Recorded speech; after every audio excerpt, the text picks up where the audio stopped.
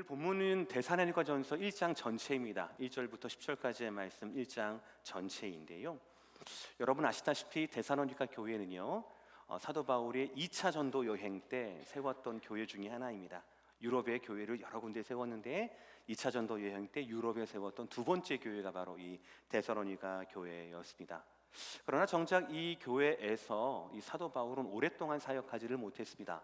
성경 말씀 그대로라면 세 일의 동안, 미니멈으로 보면 3주 정도가 되겠죠. 세 안식일 동안 말씀을 전했다라고 했어요.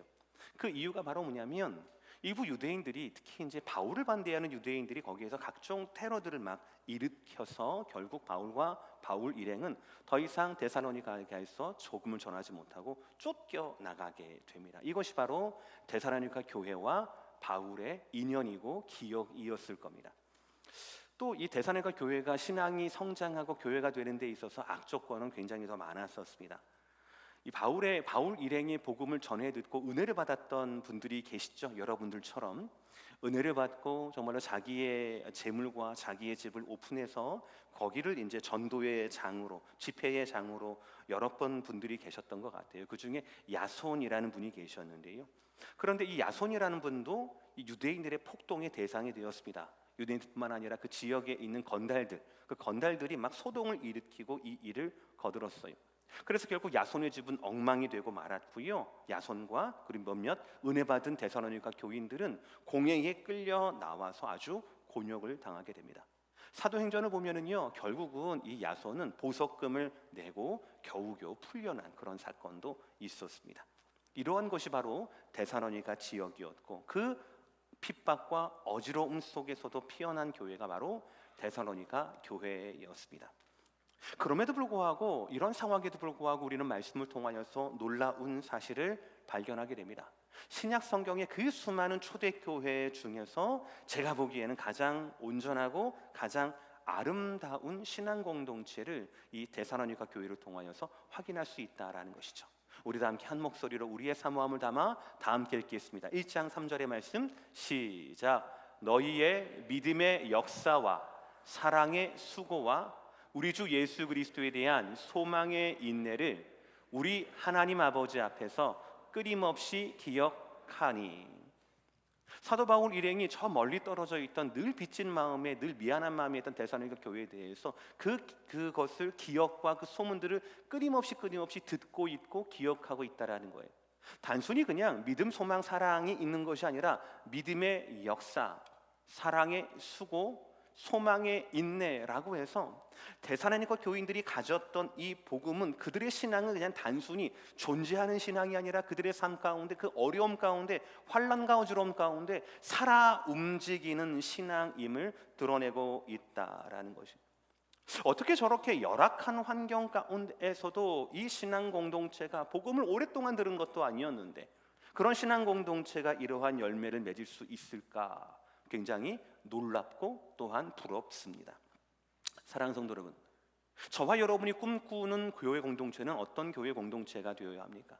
저와 여러분들이 꿈꿔야 할 교회는 바로 이 데살로니가 같은 교회를 꿈꾸어야 합니다. 상황에 매이지 않고 전해진 복음 그대로를 믿고 그 복음 자체가 생명이 되고 그 능력이 되어서 앞으로 상황에 매이지 않고 오히려 상황을 헤쳐나가는, 그리고 이러한 좋은 소문이 저 멀리에까지 퍼지고 들리는 하나님이 원하시는 믿음의 공동체, 그것이 바로 저와 여러분이 꿈꿔야 할 교회라는 것이지요.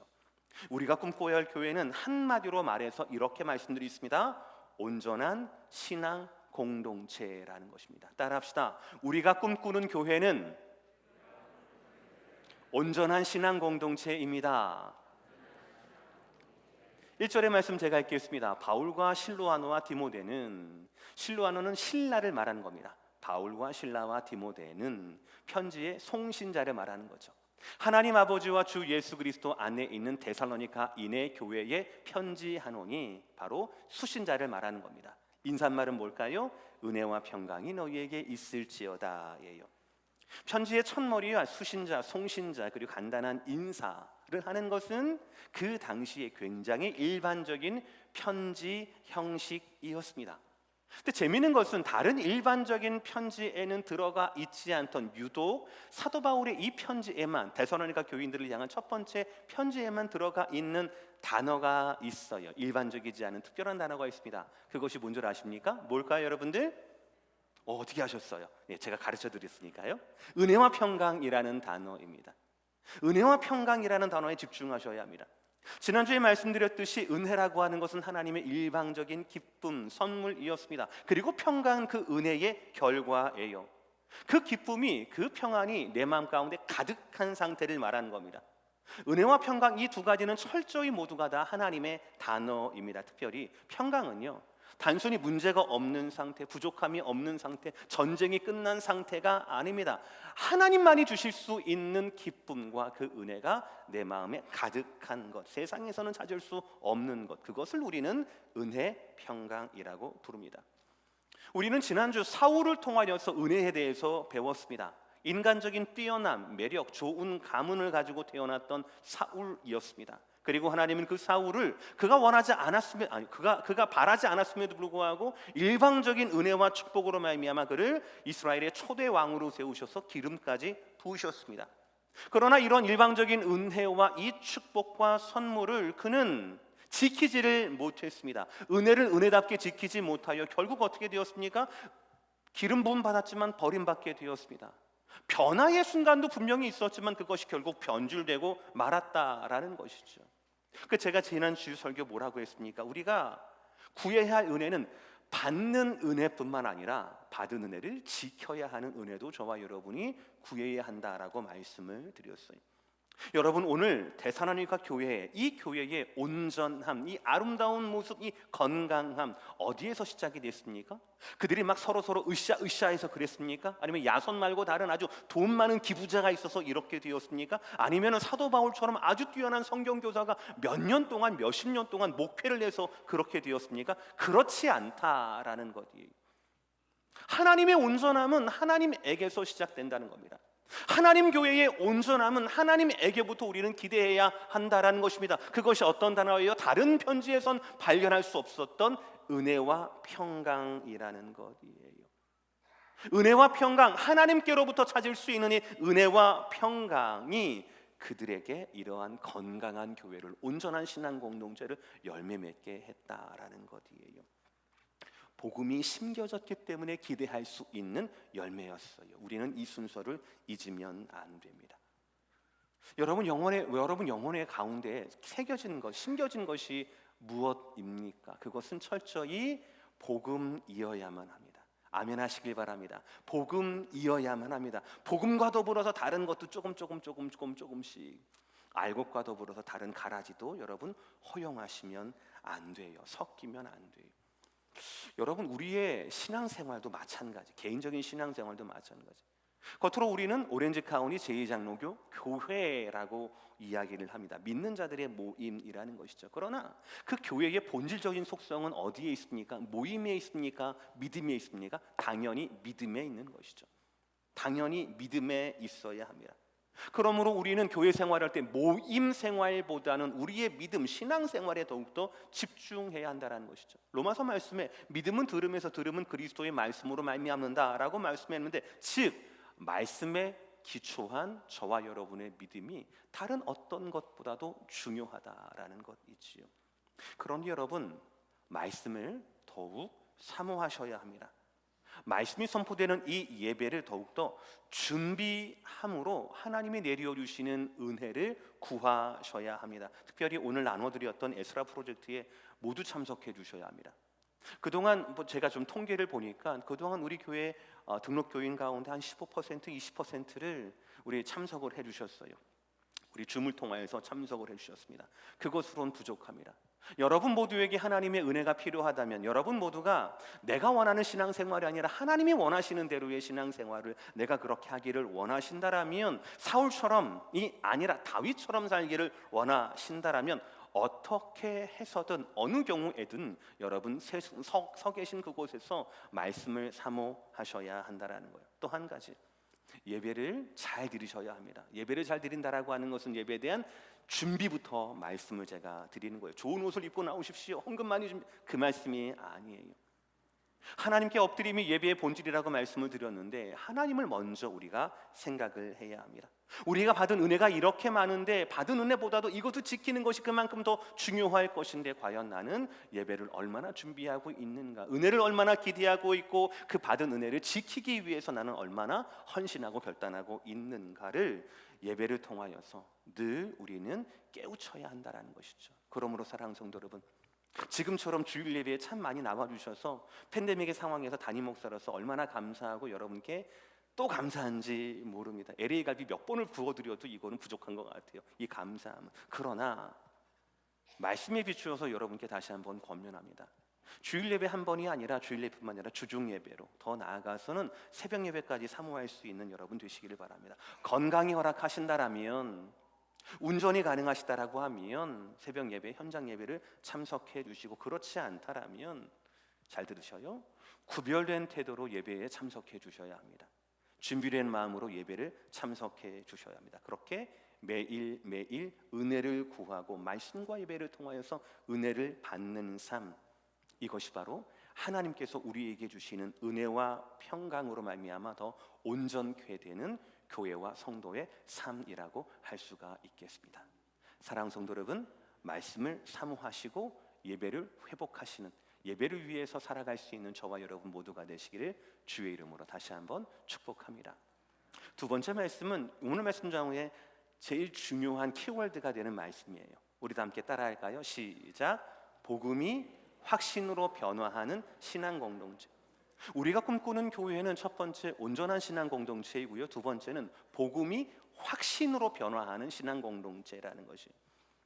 오늘 하나님의 말씀은요, 이렇게 상황과 조건도 좋지 않았던 이 데살로니가 교회가 어떻게 그런 칭찬을 받았는가, 어떻게 그렇게 건강하고 균형 있는 모범적인 교회가 되었는가를 말씀을 통해서 드러냅니다. 얼마나 감사한지 몰라요.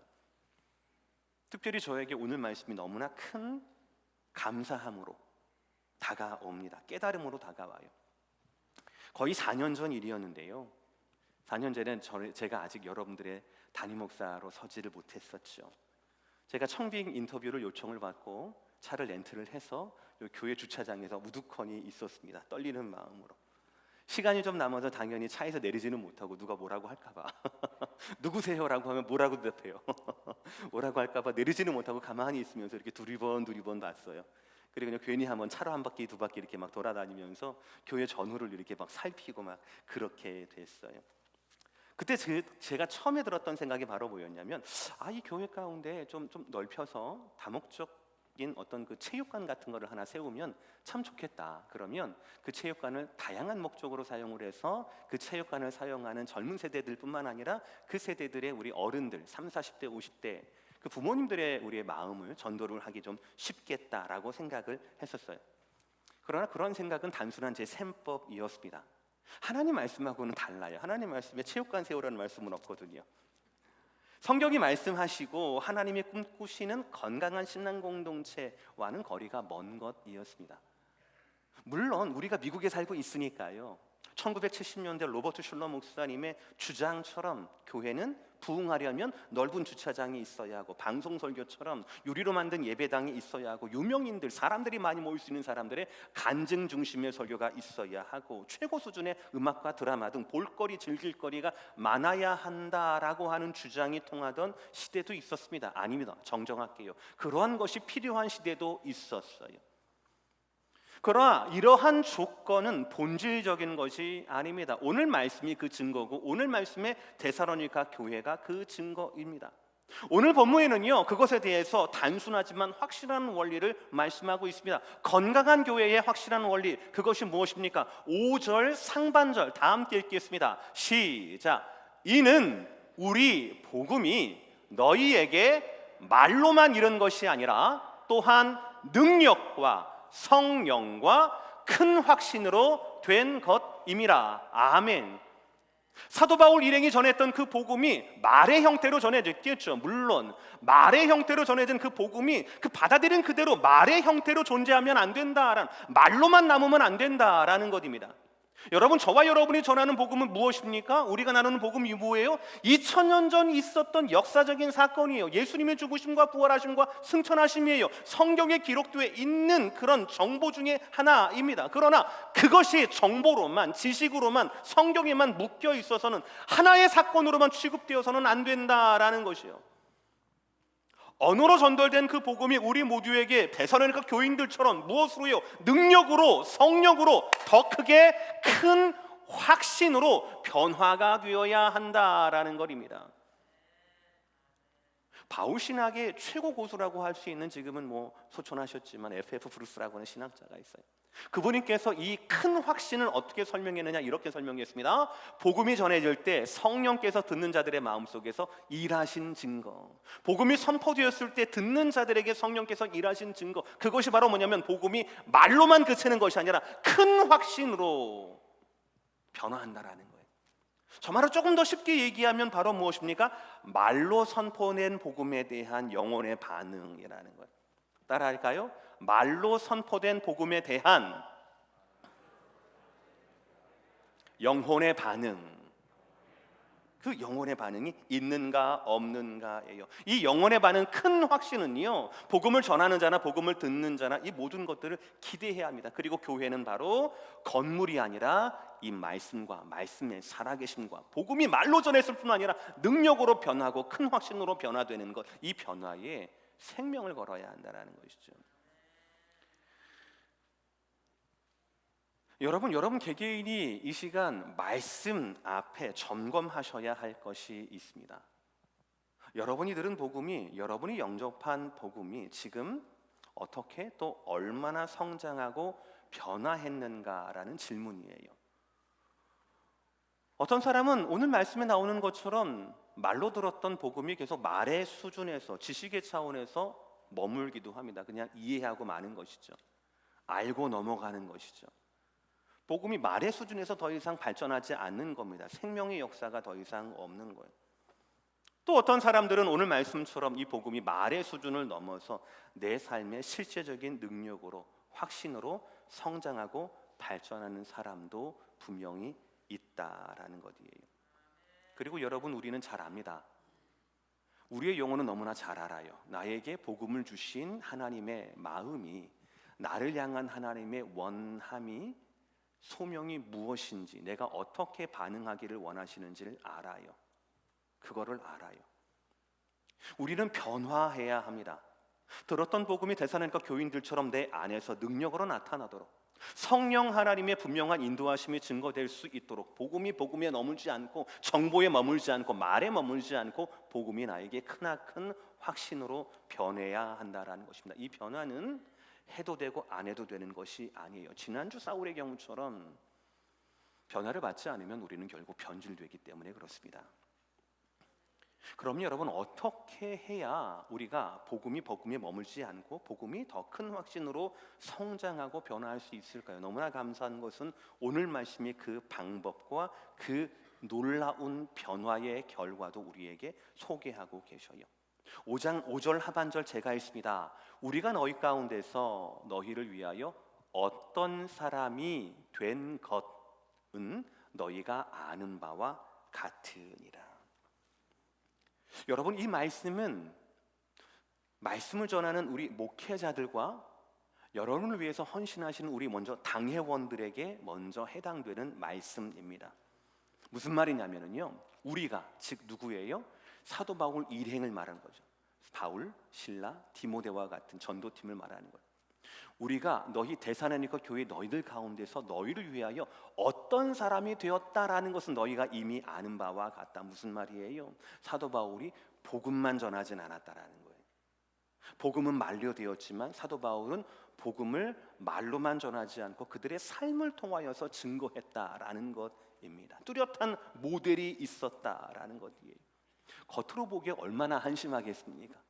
겉으로 보기에 도망 다니니까, 쫓겨 다니니까, 데려다가니까 뭐 때리면은 뭐 방어하지도 못하고 그냥 맞기만 하고 있으니까 얼마나 약한 모습이었겠습니까? 그러나 데살로니가 교인들에게 노출되었던, 그들이 증거하고 보았던 사도 바울 일행의 모습들은 영적으로는 그렇지 않았다라는 겁니다. 왜 매맞습니까? 왜 핍박을 당합니까? 왜 도망합니까? 자기가 아니라 복음 때문에 그렇다라는 것을 너무나 잘 데살로니가 교인들이 이해했다라는 거예요. 바울과 그 일행들은 선포한 복음 앞에 부끄럽지 않은 삶을 그 성도들에게 환난 가운데도 보여주었다라는 원리예요.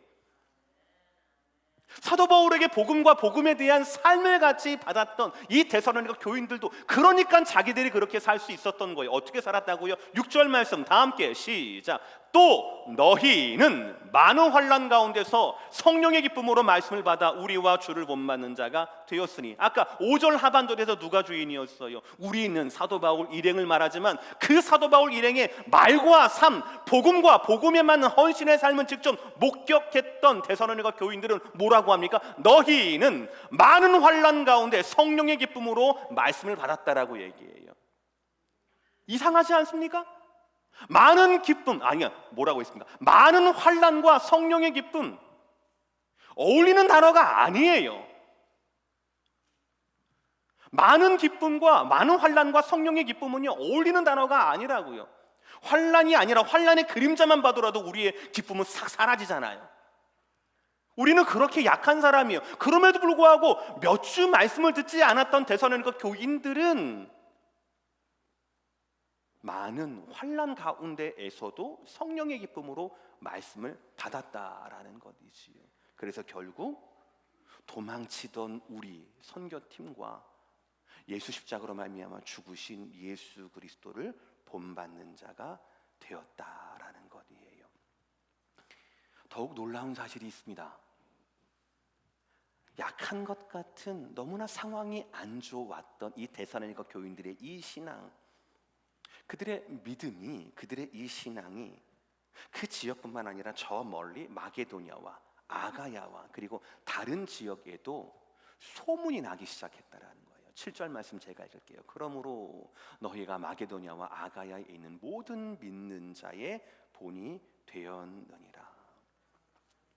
사랑하는 성도 여러분, 도전합니다. 여러분의 영혼의 복음은 지금 어떤 형태로 남아 계십니까? 말로 전해 들었던 그 말 그대로 그냥 남아 계십니까? 한 달란트를 받았지만 이거 잃어버릴까 봐 그냥 땅속에 감추인 모양이에요. 아니면 조금이라도 성장하고 있습니까? 꽃을 피우는 중이십니까? 영광스럽게도 열매를 맺고 계십니까? 아니면 그 열매가 또 다른 열매를, 그래서 누군가의 영적 모델이 되고 계십니까? 영적인 모델이 되는 것이 잘했다라가 아니라 영적인 모델이 되어야만 한다라는 것이 오늘 말씀의 흐름이라는 것 여러분 잘 아시지요? 사랑하는 성도 여러분, 여러분을 말씀 그대로 축복합니다. 여러분 안에 있는 그 분명한 복음의 진리가 여러분 안에서 역사해서 오늘 데살로니가 교인들처럼 많은 환난에도 불구하고 성령의 기쁨으로 말씀을 받는 그 말씀의 충만함이, 은혜의 충만함이, 그 평강의 충만함이 여러분 가운데 임하기를 주의 이름으로 축복합니다. 또 저를 비롯해서 여러분의 가정과 우리 교회 전체를 말씀대로 축복합니다.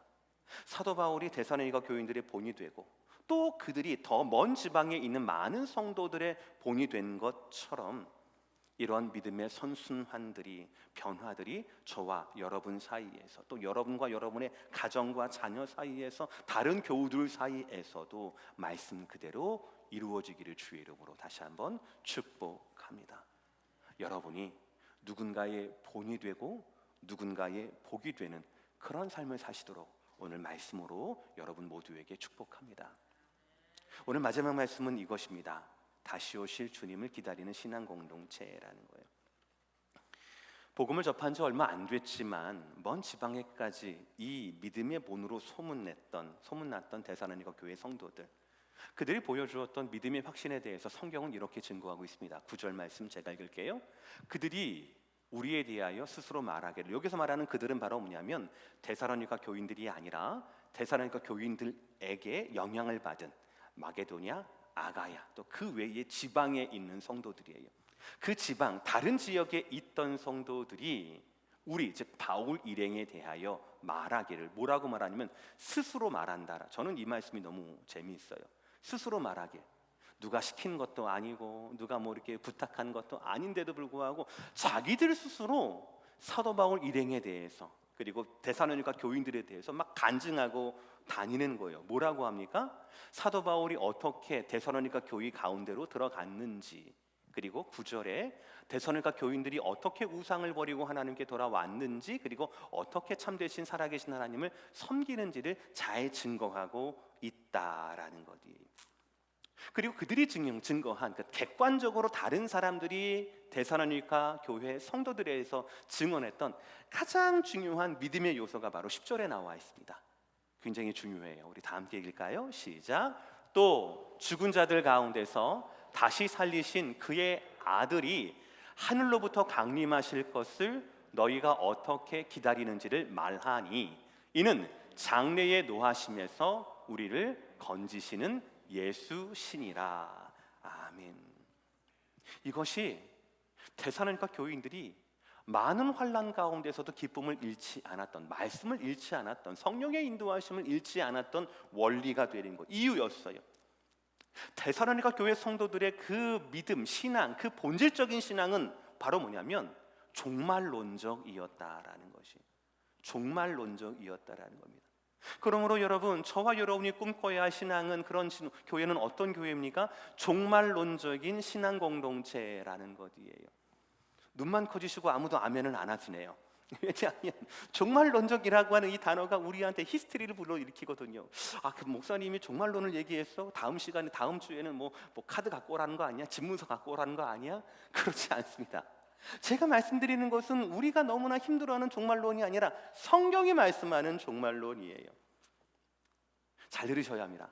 성경이 말씀하는 성도의 종말론은 바로 뭐냐면요, 우리가 이 땅의 삶을 살아가다가 나중에 그날이 오면 천국을 누리게 될 거야. 이 땅의 수고가 다 그치고 우리가 하늘에 올라가서 하나님과 함께 안식을 누리게 될 거야가 아니에요. 그게 아닙니다. 오늘 말씀을 보시겠습니까? 뭐라고 얘기합니까? 그들의 종말론적인 신앙이 뭐라고요? 그의 아들이 하늘로부터 강림하실 것을 기다리는 것이에요. 뭘 기다린다고요? 내 수고가, 내 생명이, 내 고통이, 내 고난이, 지긋지긋한 이 삶이 끝나는 것을 기다리는 것이 종말론이 아니에요. 그것을 기다리는 것이 아니라 하나님의 아들이시, 죽었지만 살아나셨고 승천하신 그 하나님의 아들이, 지금은 하늘에 계신 그 하나님의 아들 예수 그리스도께서 이 땅 가운데로 강림하실 것을 기다리는 것, 이것이 성경의 종말이라는 거예요. 우리가 믿는 것은 이것을 믿는 것입니다. 오해하지 마세요. 우리가 기대하는 종말은 단순히 우리가 고생과 고난이 끝나는 미래에 있는 그 사건 하나만을 말하는 것이 아닙니다. 육체의 생명, 수명이 다해서 우리가 하늘로 올라가는 종말이 아닙니다. 그것은 성경적인 종말이 아니라 개인적인 종말이지요. 성경이 말씀하시는 종말은 예수님의 강림 사건이에요. 예수님이 이 땅 가운데 오시는 겁니다. 하늘로부터 우리 삶 가운데 오시는 거예요. 우리 환난 가운데, 우리의 인내 가운데, 우리의 눈물 가운데 강림하시는 겁니다. 힘들고 지치고 기다리는 것이 아니라 기쁨의 소망, 그날이 올 것이라고 하는, 예수님께서 오실 것이라고 하는 그 소식을 기쁨의 소망으로 가득 안고 그날을 기다리는 것, 이것이 바로 종말론적인 삶이라는 거예요. 한국에서 많은 우리 청년들이 입대를 하지요. 입대를 하고 난 다음에 오직 한 날만 기다려요. 제대하는 그날입니다. 제대하는 그날을 위해서 살아갑니다. 그날을 바라보면서 그동안 배고픈 것, 힘든 것, 억울한 것, 매맞은 것 모두를 견뎌냅니다. 그리고 군 생활할 동안 어떤 일을 겪었든지 그 날만 오면 모든 수고가 다, 기다렸던 인내가 모든 기쁨의 보상을 받게 되는 날이 바로 그날이에요.